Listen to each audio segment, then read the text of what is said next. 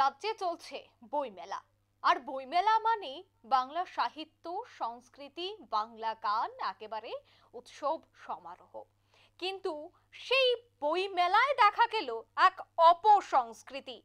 যে বইমেলায় বই প্রেমিকদের ভিড় থাকে, সেই বইমেলায় গতকাল দেখা গেল ঠিক অন্য একটি চিত্র, যাকে দেখে হতবাক সাধারণ মানুষ।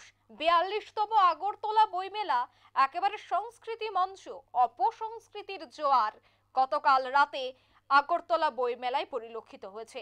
সঙ্গীত শিল্পীর গলায় হিন্দি ছবির চটুল গান, বুদ্ধিজীবী মহলে গোটা বিষয়ে ছিছিরব, আয়োজক কর্তৃপক্ষের ভূমিকায় প্রশ্ন। সেই বিষয়টা নিয়ে আমি বিস্তারিত জানবো। টেলিফোন লাইনে রয়েছে বিশিষ্ট সঙ্গীত শিল্পী সুদীপ্ত শেখর মিশ্র। প্রথমেই আপনাকে নিউজ ভ্যানগার্ডের পর্দায় স্বাগত জানাচ্ছি। ধন্যবাদ। এই যে 42তম আগরতলা বইমেলা, যেখানে বাংলা সংস্কৃতির অটুট বন্ধন দেখা যায়, তো সেই জায়গায় একটা হিন্দি গান যাকে নিয়ে ইতিমধ্যে ছিছিরব উঠছে কর্তৃপক্ষের বিরুদ্ধে, কি বলবেন আপনি? কিভাবে দেখছেন গোটা বিষয়টা? এটা তো আমি তো 1988 সাল থেকেই মানে বইমেলার সঙ্গে যুক্ত ছিলাম, এবং এবছরটা এখনো যাইনি, যাব, কিন্তু শুনলাম ঘটনাটা খুব খারাপ লাগলো। কারণ আমরা যে মঞ্চে গান বাজনা করি সেখানে তো বাংলা গান বা ভালো হিন্দি গান, সেটা ভজনা চলতে পারে, কিন্তু এখানে হিন্দি সিনেমার এমন গান সেখানে সিলেকশন করে শিল্পী গাইলেন, এবং শিল্পীকে তো যদি বলে দেওয়া হতো যে আপনি এই ধরনের গান গাইবেন না, তাহলে শিল্পী হয়তো শুনতেন। কিন্তু শিল্পীদের স্বাধীনতা দিলে যারা রুচি, প্রশ্ন হচ্ছে রুচির প্রশ্ন। আমরা যেখানে গাইছি, যে প্ল্যাটফর্মে গাইছি, সে প্ল্যাটফর্মটা কি ধরনের প্ল্যাটফর্ম সেটা বুঝতে হবে। এবং শিল্পী হয়তো এই গানটা খুব ভালো জানেন, কিন্তু সেখানে গাওয়াটা উচিত কিনা সেটা তার জানা উচিত ছিল আমার মনে হয়। আর বইমেলার মতো মেলাতে সরকারি যে পৃষ্ঠপোষকতা হয় বা সরকারি যে কমিটি থাকে, সেই কমিটি নিশ্চয়ই এত করে দেখার মানে হয়তো প্রয়োজন বোধ করেনি। এখন থেকে এই মনিটরিংটা খুব দরকার, কে কোন গান গাইবেন সেটা জানা প্রয়োজন। আর এখানে ওই শিল্পীদের দায়বদ্ধতা তো এড়ানো যাবে না, শিল্পীরাও বোঝা উচিত যে কি ধরনের গান গাইবেন। আর আমাদের কর্তৃপক্ষ যিনি পরিচালনা করেন যারা, তারাও সেটা খুব মানে নখদর্পণে রাখা উচিত, কোন শিল্পীরা কি গাইবেন না গাইবেন। সে একটা ঘটনা কিন্তু এই বইমেলাকে কিছুটা কলঙ্কিত করেছে বলা যায়। একদমই। এই যে বইমেলা, সেই বইমেলায় তো দেখা যায় প্রতিনিয়তই যে সাংস্কৃতিক বিভিন্ন অনুষ্ঠান বা বাংলা গান হয়ে থাকে। সেক্ষেত্রে এই যে হিন্দি গান এবং যে গানটি ইতিমধ্যে গাওয়া হয়েছে, সেটিকে কেন্দ্র করে শুভবুদ্ধি সাধারণ মানুষ বলছেন যে এটা বইমেলায় কোনোভাবেই প্রাসঙ্গিক নয়। এগুলি তো অনুষ্ঠান বা বিভিন্ন জায়গায় নাইট শোতে দেখা যায়, কিন্তু সেই জায়গায় তাহলে বইমেলা কর্তৃপক্ষ কি করছিল, সে বিষয়টা কি বলবেন? তাই তো আমার প্রশ্ন, এখানে বইমেলা কর্তৃপক্ষের নজরে মানে আসেনি কেন? সেটা তো আমার একটা হতে পারে যে হয়তো শিল্পীদের স্বাধীনতা দেওয়া আছে, শিল্পীরা জায়গায়, কিন্তু আমার মনে হয় এখন সেই মানে পর্যালোচনা করার সময় এসছে। কারণ যে কমিটি আছে, সে কমিটির তো উচিত যে শিল্পীদের মনিটরিং করা, শিল্পীরা কি গাইবেন না গাইবেন সে আগে থেকে যাতে জানান দেওয়া যায় তার ব্যবস্থা করা। না হলে কিন্তু বইমেলার সেই আমাদের ত্রিপুরা ঐতিহ্য বা আদর্শ যে সম্প্রীতির মেলবন্ধন সৃষ্টি হয়েছে সেটা ভাটা পড়তেই পারে। কালকে ঘটনার পরে দেখেছি সোশ্যাল মিডিয়াতে বহু লেখালেখি হচ্ছে, এবং সেটা বইমেলাকে আমার কলঙ্কিত করেছে বা কলুষিত করেছে, সে খবরও আমরা দেখতে পেয়েছি। কিন্তু আমার মনে হয় যে আগামী দিনে খুব সচেতন এবং সতর্ক না হলে পরে বইমেলার সে আদর্শ লঙ্ঘিত হবে মনে হয়।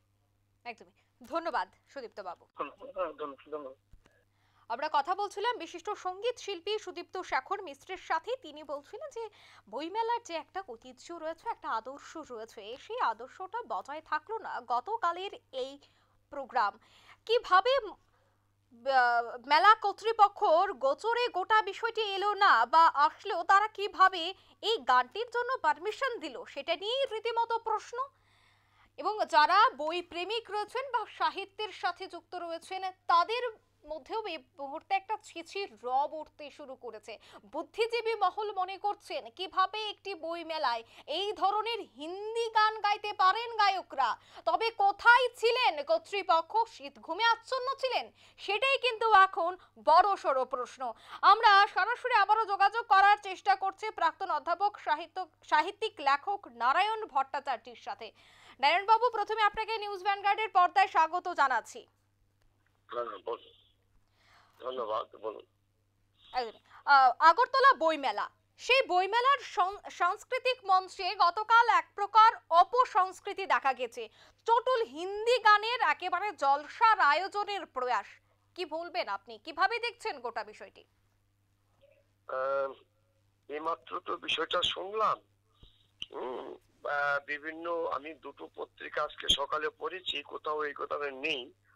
তো মানে বইমেলা আয়োজকরা গত কয়েক বছর ধরেই একটা মোটামুটি ভাবে একটা থিমকে মানে ভিত্তি করেই বইমেলাটাকে পরিচালনা করার চেষ্টা করছেন। গত বছর ছিল বসুদেব কুটুম্বকম, এবার হচ্ছে ভব্য ভারত। তো আমার মনে হয় এই যারা সাংস্কৃতিক অনুষ্ঠান আহ, পরিবেশন করছেন তাদের কিন্তু দায়িত্ব আছে এই যে স্লোগানটা সেটাকে বাস্তবায়িত করার জন্য। কারণ মঞ্চে আমি যে কোনো গান গাইতে পারি, কোনো গানই আমি মানে ধরুন কি গান হয়েছে সেটা আমি না শুনে আমি বলছি।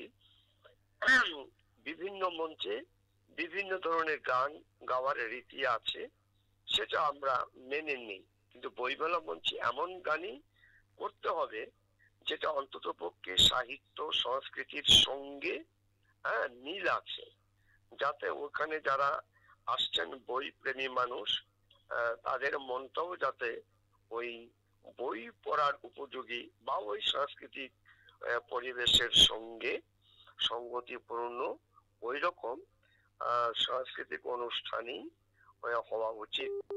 জানি না বইমেলা যারা পরিচালনা করছেন, যারা কমিটি করছেন, ওনারা এই ব্যাপারটা নিয়ে কি ভাবছেন বা কি ভাববেন। আপনি তো একজন প্রাক্তন অধ্যাপক, কিভাবে দেখছেন গোটা বিষয়টি? না, এটা তো মানে বাঞ্ছনীয় নয়, বাঞ্ছনীয় নয়। যদি এরকম হয়ে থাকে, আমি শুনিনি বা পত্রিকাও দেখিনি, আপনার কথা শুনে আমি বলছি ওই বিষয়টা কিন্তু বাঞ্ছনীয় না, এরকম না হওয়াই উচিত। ধন্যবাদ নারায়ণ বাবু। বুদ্ধিজীবী মহলের প্রতিবাদ চিঠি রব গত 21শে ফেব্রুয়ারি থেকে শুরু হয়েছিল রাজ্যের ঐতিহ্যবাহী 42তম আগরতলা বই মেলা। আর সেই পরিস্থিতিতে শুক্রবার সন্ধ্যায় আগরতলা বই মেলায় সাংস্কৃতিক মঞ্চে কুরবানি হিন্দি সিনেমার মেহবুবা মেহবুবা গান গেয়ে আরো একবার সংশ্লিষ্ট গায়ক কলঙ্কিত করলেন বই মেলা চত্বর। নিয়ে নিচ্ছে ছোট্ট একটি বিজ্ঞাপন বিরতি, সঙ্গে থাকুন।